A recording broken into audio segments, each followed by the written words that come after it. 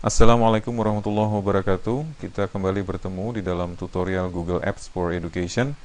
Dalam topik ini kita akan membicarakan mengenai bagaimana memanfaatkan Google Drive atau Google Docs untuk perkuliahan.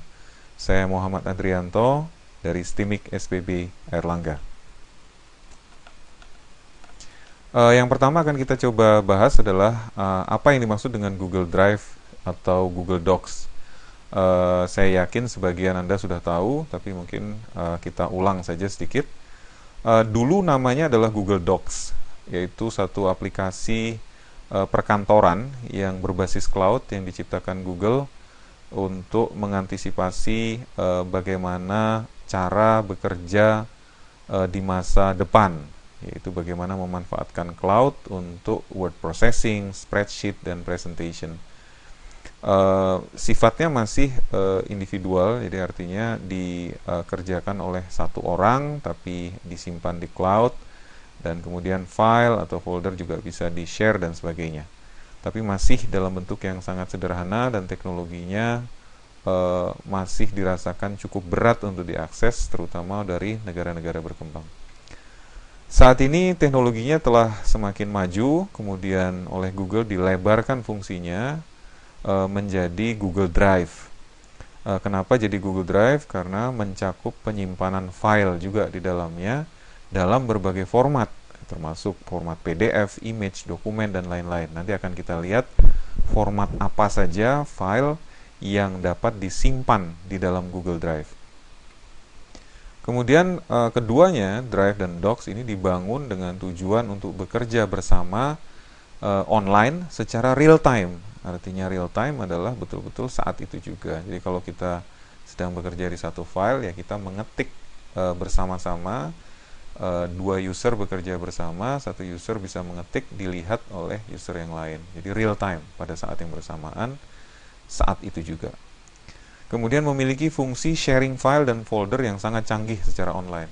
Nanti kita lihat bagaimana di demo, kita demokan bagaimana cara melakukan sharing file dan folder. Kemudian saat ini yang menarik, Google juga sudah melengkapi Google Drive dan Docs dengan aplikasi offline yang bisa di-download dan diinstal di desktop atau di laptop Anda. Ini sedikit mempercepat sebenarnya kerja menggunakan Google Drive dan Docs, karena lalu lintas data yang berhubungan dengan aplikasi itu tidak lagi terjadi langsung melalui internet, tapi sebagian disimpan di desktop dan laptop Anda, sehingga bekerja menggunakan Google Drive dan Docs tidak selelet zaman dulu, karena juga dibantu dengan aplikasi offline. Nah, kemudian kalau kita lihat Google Docs sendiri itu memiliki beberapa sub bagian.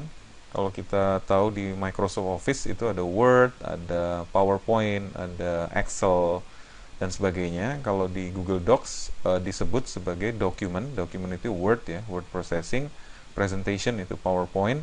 Kemudian spreadsheet itu ya Excel. Kemudian form. Nah, form ini bagian dari kalau di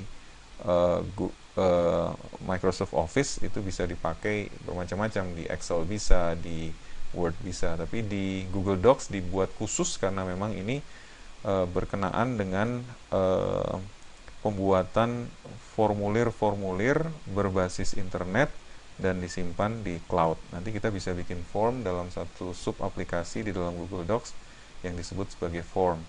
Kemudian drawing. Drawing adalah membuat gambar. Jadi membuat gambar itu disupport tersendiri oleh Google Docs dalam bentuk satu sub aplikasi yang disebut sebagai drawing. Jadi nah di atas sini ada folder. Folder tentu saja ini bagian dari Google Drive. Jadi kita bisa membuat folder seperti kita membuat folder di komputer, di desktop atau laptop kita. Nah, kemudian yang menarik perkembangan terakhir itu adalah sebenarnya perluasan Google Docs menjadi Google Drive. Google Drive sudah dinanti-nanti sejak lama, tapi Google baru merilisnya tidak lama, baru saja. di mana Google betul-betul menyediakan satu hard disk dalam tanda kutip lah ya, hard disk yang disediakan bagi penggunanya dalam kapasitas yang sangat besar. Jadi Google Drive saat ini bisa menyimpan hampir segala jenis file. Kalau dulu kita masih ingat kalau kita mau upload file tertentu ke Google, mereka tolak karena sebagian besar file tidak disupport oleh Google. Nah, sekarang Google Drive sudah bisa menyimpan berbagai jenis file. Kalau kita lihat di halaman ini, kita lihat mulai dari image ya, JPEG, PNG, BMP ya juga di support. Bahkan sekarang video sudah bisa diupload, mulai dari MPEG 4, 3GPP, MOV, AVI, semua bisa, sampai FLV juga bisa. Text file, TXT disupport juga, markup code seperti CSS, HTML, PHP, semua bisa. Jadi termasuk JavaScript juga ya, yang JS juga bisa. Kemudian Microsoft Word, baik yang doc maupun yang docx, Excel, XLS, dan XLSX, PowerPoint, PDF, jangan lupa juga bisa. Kemudian ini ada yang Apple Pages juga bisa. Photoshop, Illustrator, Adobe juga boleh, bisa masuk semua, TIFF. Hingga yang penting juga, yang di luar dugaan sebenarnya adalah Google juga menyediakan fasilitas untuk menyimpan zip dan RAR. Ini sesuatu hal yang menurut saya ya sangat-sangat bermanfaat sekali, karena hampir semua kita menyimpan banyak file dalam bentuk zip dan RAR, dan kadang-kadang bingung mau disimpan di mana. Ya, kalau kita simpan di Google Drive, di cloud, kita bisa akses dari mana saja tanpa harus membawa komputer kita atau hard disk kita. Nah, kemudian yang perlu kita ketahui dan pelajari baik-baik adalah bagaimana mengimplementasikan Google Docs, Google Drive ini di dalam perkuliahan, karena kita konteksnya adalah implementasi Google Apps for Education di perguruan tinggi, dalam hal ini di institusi kita, yaitu di STIMIK SPB Erlangga. Nah, ini ada beberapa contoh pemanfaatan dari Google Docs dan Google Drive, baik bagi dosen, mahasiswa, maupun staf di kampus. Tentu saja peluang penggunaannya hampir tak terbatas ya. Dengan teknologi semacam yang disediakan oleh Docs dan Drive ini, saya pikir kita bisa sekreatif mungkin menciptakan banyak bentuk-bentuk pemanfaatan yang bisa kita manfaatkan untuk membantu perkuliahan dan membantu pekerjaan kita. Nah, ini contoh yang kita coba sampaikan saat ini adalah bagi dosen. Kita bisa membuat satu folder di mana folder tersebut kita bisa share. Jadi yang menarik di Google Drive adalah kita bisa share folder. Jadi kita create folder, kemudian folder tersebut kita share kepada user lain, maka user bisa masuk ke folder tersebut, bisa mengupload file, bisa mengedit, bisa menambah, mendelete, menghapus, dan sebagainya, sehingga folder tersebut menjadi semacam tempat penyimpanan bersama bagi mahasiswa. Nah, ini bisa bermanfaat bagi dosen ketika dosen ingin mengumpulkan tugas misalnya di dalam bentuk video. Nah, dosen tidak perlu kemudian mengumumkan ke mahasiswa bahwa harus di email ke email saya. Itu udah kuno ya. Sekarang dengan Google Drive, dosen tinggal membuka satu folder, kemudian di-share ke seluruh mahasiswa yang ada di dalam kelasnya. Tentu saja semua harus memiliki user di Google Apps for Education di STIMIK SPB Erlangga. Dan kemudian dosen tinggal memberi pengumuman bahwa seluruh tugas, misalnya dalam bentuk video, tugas-tugas tersebut harus diupload ke folder tersebut, diberi nama dengan nama mahasiswa atau nomor induk mahasiswa. Jadi dosen tidak perlu repot-repot mengecek email, tinggal masuk ke folder tersebut, akan terlihat siapa saja mahasiswa yang sudah memasukkan tugas, siapa saja yang belum. Kemudian kemungkinan yang lain, contoh pemanfaatan bagi dosen adalah membuat form. yang seperti kita sampaikan tadi, misalnya untuk mengumpulkan data dari mahasiswa. Kemudian bagi mahasiswa, sama, kalau kita misalnya beberapa mahasiswa memiliki tanggung jawab untuk membuat tugas kelompok, bisa membuat satu folder yang di-share bersama, tempat mereka menyimpan berbagai macam file video, file image dari hasil kerja kelompok mereka, yang kemudian di-share di antara mereka saja, di mana orang lain tidak bisa masuk, tidak bisa melihat. Nah, ini sangat berguna sekali. Dan ingat bahwa di Google Apps for Education di STIMIK SPB Erlangga, kapasitas yang disediakan besar sekali dan hampir tidak terbatas lah. Kalau misalnya Anda kekurangan kapasitas, misalnya ada warning bahwa kapasitas Anda mengecil, Anda bisa hubungi admin untuk ditambah. Kemudian salah satu aplikasi yang menarik juga nanti kita akan coba di demo adalah membuat file, dokumen, spreadsheet, presentation, form, drawing yang dikerjakan bersama-sama. Jadi kita bisa satu file di-create oleh satu user, kemudian file tersebut di-share untuk dapat diedit oleh user yang lain, maka pada saat yang bersamaan, real time, seluruh user bisa mengerjakan file tersebut secara bersama-sama. Misalnya kita mengerjakan dokumen ya, proposal misalnya. Oh, bab 1 dikerjakan oleh user A, bab 2 dikerjakan oleh user B, bab 3 oleh user C. Kita tidak perlu lagi seperti dulu kemudian mengerjakan satu persatu, di email ke satu sama lain, kemudian dikumpulkan, diedit lagi dan sebagainya. Saat ini dengan Google Drive, Google Docs kita bisa lakukan, ya udah filenya ada di cloud, kita kerjakan bersama-sama. Nanti saya akan demokan. Jadi luar biasa. Kemudian bagi staff sama, kita bisa membuat folder kalau misalnya ada tugas pengumpulan, katakanlah ada staff bagian administrasi, BAK, ingin mengumpulkan pas foto misalnya dari dosen, tidak perlu di email, tapi staff tinggal membuat satu folder yang di-share kepada seluruh dosen, kemudian kirim email kepada seluruh dosen agar mengupload fotonya, pas fotonya masing-masing di folder tersebut. Sehingga nanti akan terlihat siapa yang sudah, siapa yang belum. Dosen yang lain juga bisa melihat foto dari dosen yang lain. Kemudian kita juga bisa, ya sama seperti yang dikerjakan oleh mahasiswa tadi, bisa bikin file dokumen, spreadsheet dan sebagainya, misalnya untuk pekerjaan tertentu, di bagian keuangan misalnya, atau di bagian administrasi, atau bagian akademik. Jadi kita bisa membuat satu file secara bersama-sama tanpa harus bolak-balik, edit, kemudian kirim, kita bisa mengerjakannya bersama secara online. Kemudian yang menarik juga adalah seperti pembuatan form. Jadi untuk data-data tertentu tidak perlu lagi kita mau minta data dari mahasiswa atau dari dosen atau dari staf yang lain. Kita bisa bikin form untuk mengumpulkan data tersebut. Kemudian hasil data tersebut nanti akan langsung terkumpulkan dalam satu spreadsheet yang bisa dibagi, dilihat juga oleh yang lain, kemudian dijadikan sumber data untuk pekerjaan berikutnya.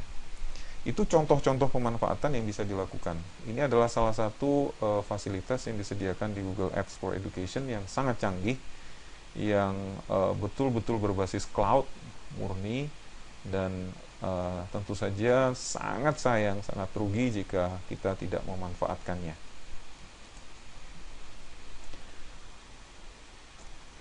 Selanjutnya keuntungan. Jadi apa sih sebenarnya keuntungan dari Google Docs, Google Drive yang saat ini ada?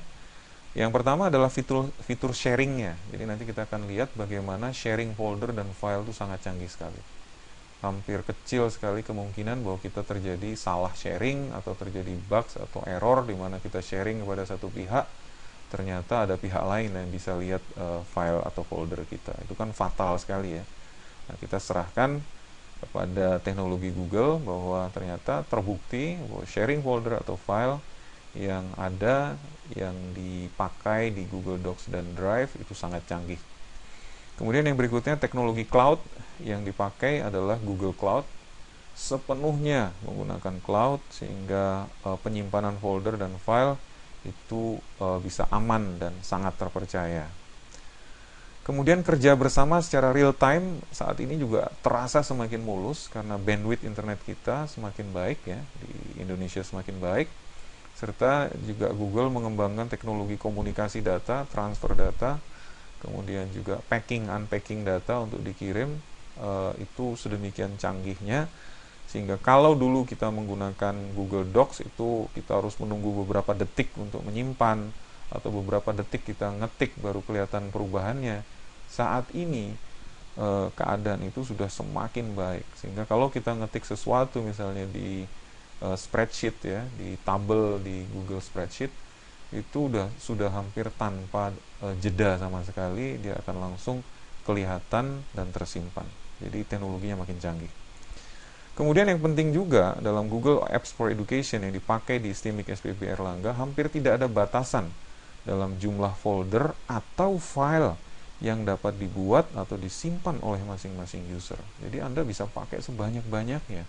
Jadi kalau Anda mahasiswa belajar di STIMIK SPB selama 3-4 tahun misalnya, Anda bisa create mungkin ratusan bahkan ribuan folder, dan ribuan file pun Anda simpan masih bisa, dan tetap bisa diakses sampai Anda selesai kuliah nanti. Demikian rasanya yang bisa saya sampaikan pengantarnya. Kita akan langsung demo saja. Saya akan coba demo pembuatan sharing folder. Di sini saya sudah siapkan 2 user yang sudah online, dan seperti biasa kita langsung bisa masuk ke Drive ya, saudara-saudara sekalian. Ini saya punya 2 mahasiswa ceritanya. Mahasiswa 1 nih, kita lihat di sini, mahasiswa 1 @student.spb.ac.id. Kemudian ada satu lagi mahasiswa 2 @student.spb.ac.id. Kita akan lihat bagaimana cara mereka berkolaborasi. Sekarang kita lihat di sini, ini mahasiswa 1. Mahasiswa 1 akan coba create folder ya. Create. Ya, kita lihat di sini create folder. Kita kasih namanya coba, kita create. Kita lihat di sini ada coba. Ya, kita coba ini di-create oleh mahasiswa 1.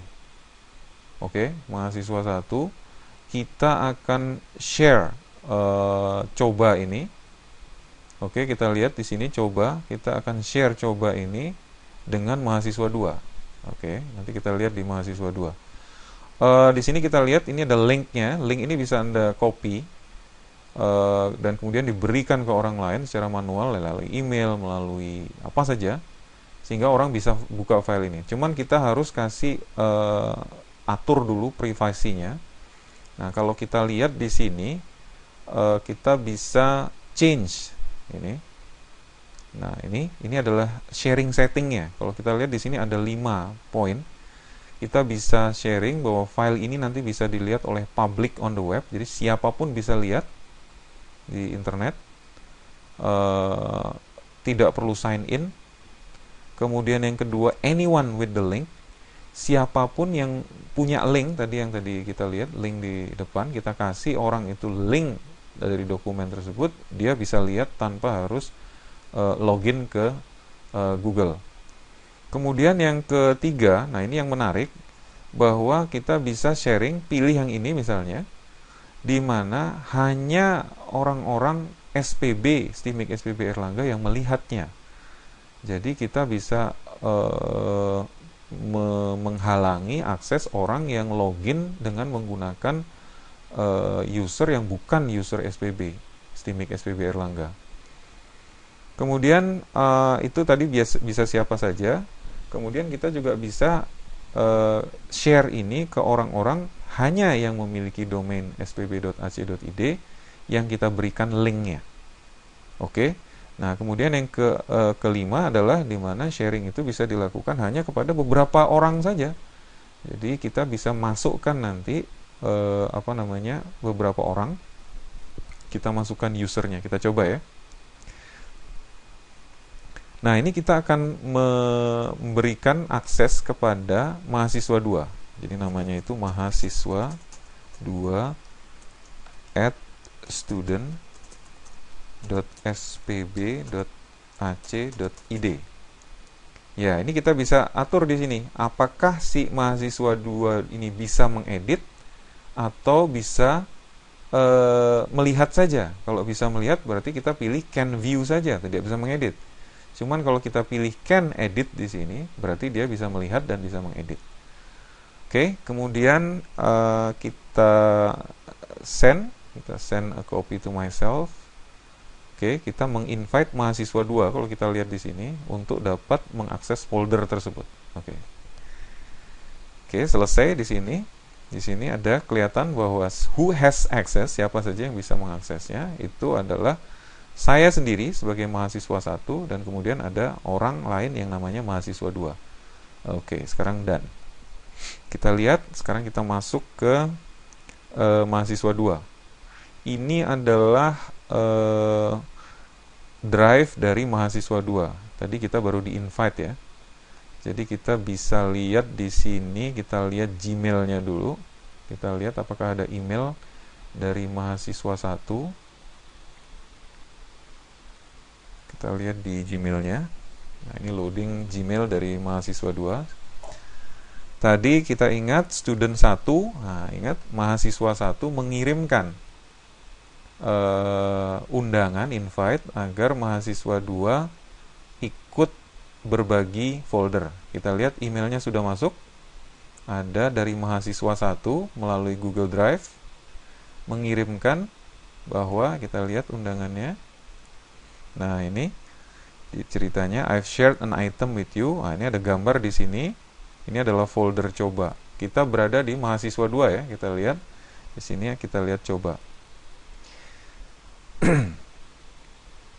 Nah, ini dalam keadaan kita berada di foldernya mahasiswa 2.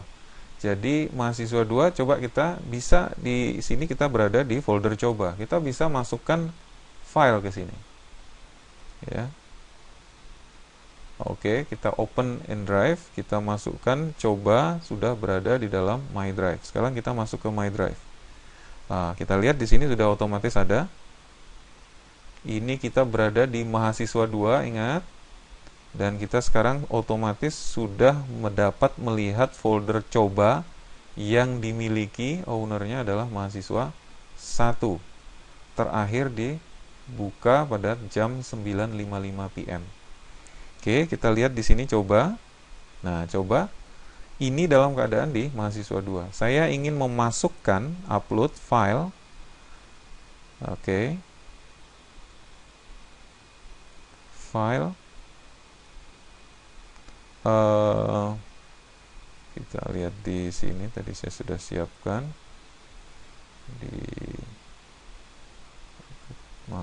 ini di sini ada Google Apps. Nah, ada beberapa materi yang ingin saya sampaikan, masukkan, yaitu tutorial awal. Nah, ini upload to shared folder. Ya, di sini disampaikan, kita maksud dan upload langsung share. Jadi tutorial awal PPTX ini adalah file PowerPoint. Saya masukkan ke folder coba. Yang masukkan, ingat, adalah mahasiswa 2. Di sini kelihatan activity-nya. Ini saya barusan edit an item, memasukkan satu item ke coba. Sekarang kita pindah ke account-nya mahasiswa 1. Jadi kita lihat tadi real time langsung berubah. Kita lihat di sini, besarkan sedikit. Jadi tutorial awal PPTX yang tadi dibuat oleh mahasiswa 1, diupload mahasiswa 1 ke file coba, langsung kelihatan di file di folder coba. Nah, ini adalah contoh dari bagaimana menggunakan folder yang di-share. Sekarang kita akan mencoba bekerja pada satu buah file secara bersama-sama. Sebentar, saya lupa tadi. Jadi kalau kita lihat di sini, kalau misalnya Anda adalah seorang dosen, kita bisa membuat satu folder, di mana folder tersebut kita share kepada mahasiswa, dan mahasiswa silahkan memasukkan folder ke sini. Semua orang kan bisa lihat apa yang dimasukkan oleh orang-orang yang mendapat otoritas untuk memasukkan file ke dalam folder ini. Sekarang dengan status mahasiswa 1, saya akan mencoba create satu buah file, yaitu file dokumen di sini. Create and share. Oke, saya masuk. Ini adalah halaman di dokumen. Jadi kita bisa kasih nama dokumennya, coba kerja sama. Jadi kita akan coba bekerja bersama dalam satu file, dua user bekerja bersama. Saya kasih ini judulnya coba kerja sama. Kemudian saya tulis di sini bab 1, di sini bab 2. Oke. Kemudian saya share with one person ya. Kemudian saya masuk ke user mahasiswa 2 ya. Nah, ini yang menariknya. Kita lihat di sini sudah ada file coba kerjasama, sudah langsung kelihatan kan? Luar biasa. Betul-betul real time. Hanya detik perbedaannya. Kita buka dari status mahasiswa 2. Ingat kita membuka ini dari mahasiswa 2. Kita lihat di sini, kita mau buka file ini bersama-sama.